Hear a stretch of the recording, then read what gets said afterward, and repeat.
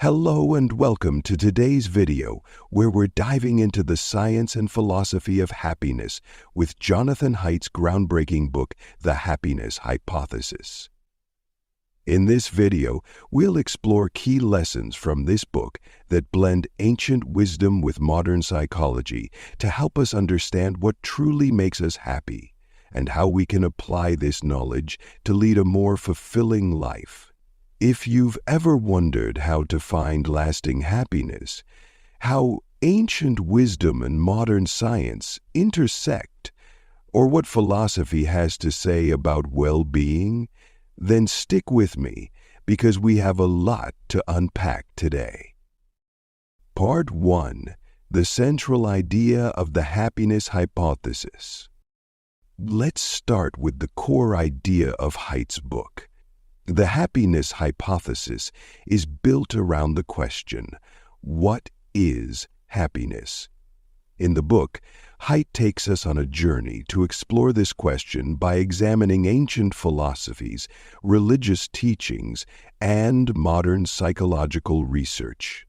And what he uncovers is fascinating. It turns out that happiness isn't just about feeling good in the moment or achieving success.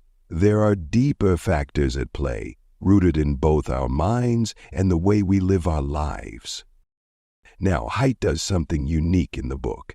He combines the ancient wisdom of great thinkers like Buddha, Socrates, and Aristotle with the findings from modern science, particularly the field of positive psychology. By doing so, Haidt gives us a comprehensive roadmap to understanding what makes us truly happy. But there's a twist. He also explores how we often get it wrong when we chase happiness in the wrong ways. So what did Haidt find? Part 2.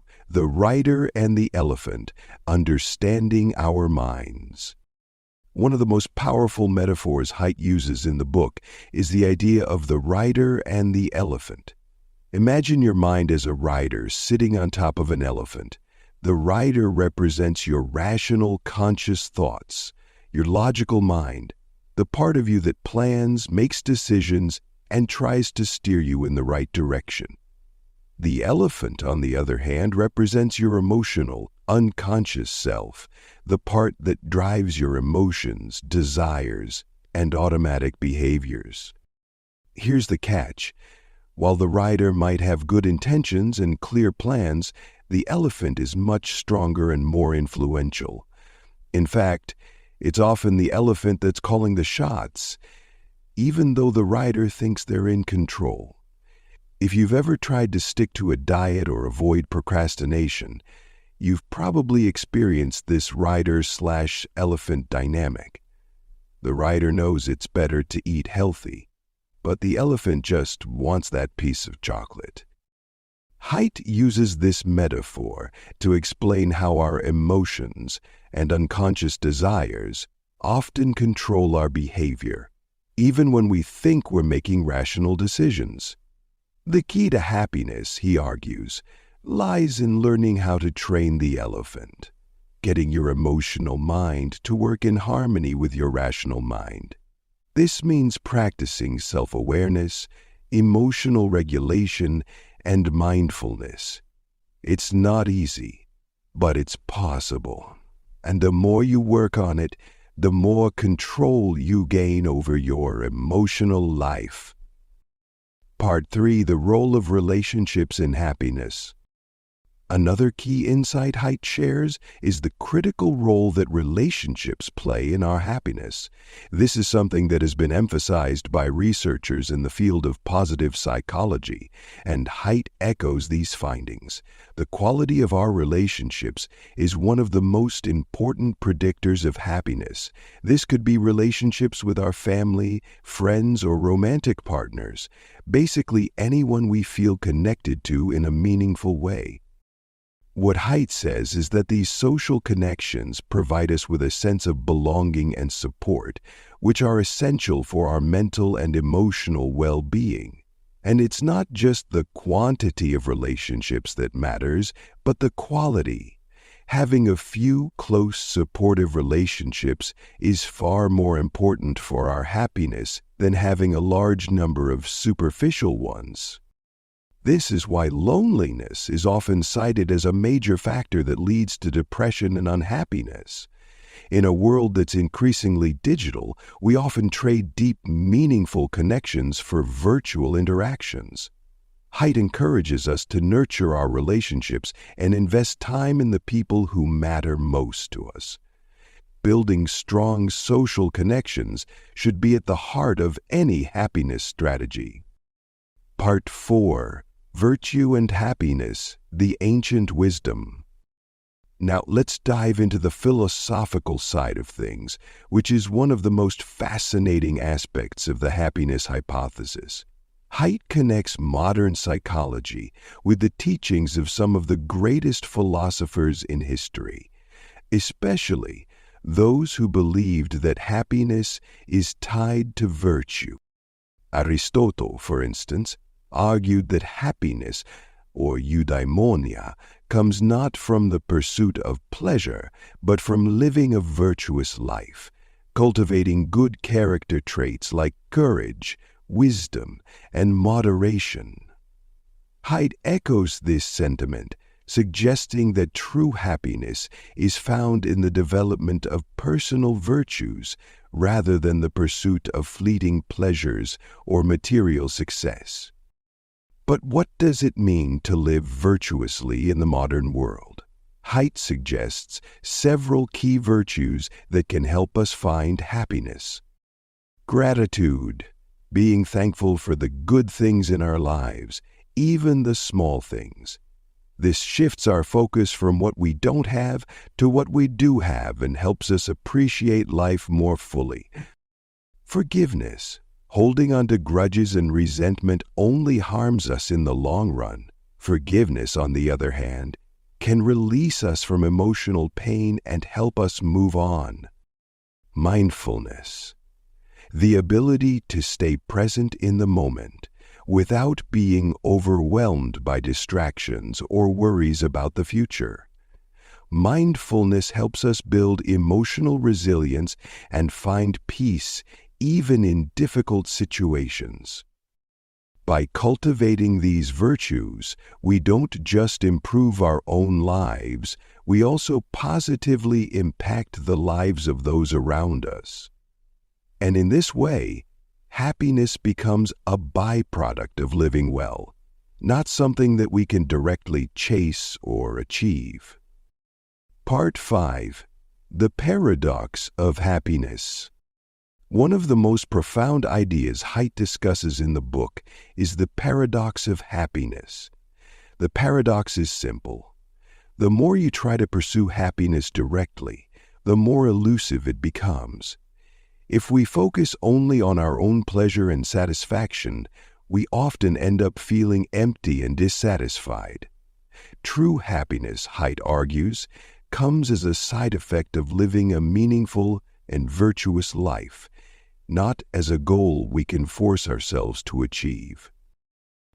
This idea is echoed in Stoic philosophy, which teaches that happiness is a byproduct of accepting the things we cannot control and focusing on what we can, our thoughts, actions, and virtues.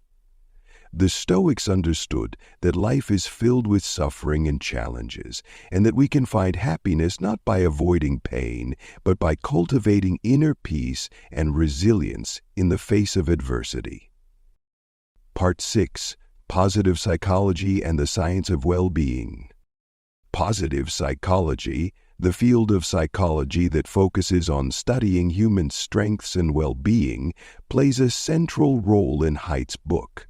Researchers in this field have shown that happiness is not just about avoiding negative emotions or maximizing pleasure.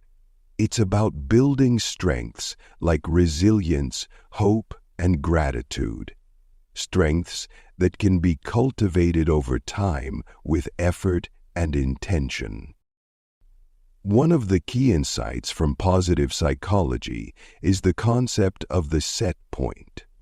According to this theory, each of us has a baseline level of happiness that is determined by our genetics, upbringing, and life circumstances. While life events can temporarily push us above or below our set point, we tend to return to this baseline over time. However, the good news is that we can increase our baseline happiness by engaging in practices that promote well-being. Things like gratitude journaling, acts of kindness, and practicing mindfulness. Haidt also delves into the idea of flow, a state of complete immersion and focus in an activity.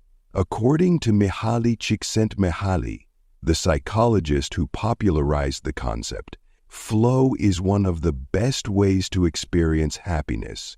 Whether it's through work, art, or sports, flow provides a sense of purpose and fulfillment that external rewards cannot. Part 7. What's Missing? Further Exploration and Unanswered Questions. While Haidt's book provides a compelling framework for understanding happiness, there are a few areas that deserve deeper exploration. For example, Haidt doesn't dive deeply into the cultural differences in happiness. While he touches on the differences between Western individualism and Eastern collectivism, a more thorough exploration of how different cultures define and achieve happiness would be fascinating. Another area that could have been explored further is the role of socioeconomic factors in happiness. Haidt focuses primarily on individual-level factors, but it's clear that factors like income inequality, access to health care, and education play a significant role in shaping our emotional and psychological well-being. A deeper dive into these structural elements of happiness would provide a more complete picture. Finally, Haidt offers insights into happiness that are largely based on people who have access to basic needs and live in relatively stable environments. However, for individuals experiencing severe trauma or hardship, the path to happiness may look quite different. This topic warrants more attention and could provide a richer understanding of how happiness is achievable in the face of adversity. So, what can we take away from all this? The happiness hypothesis gives us a roadmap to happiness, one that combines ancient wisdom with modern science. It shows us that happiness is not about chasing pleasure. You say that I'm psychotic.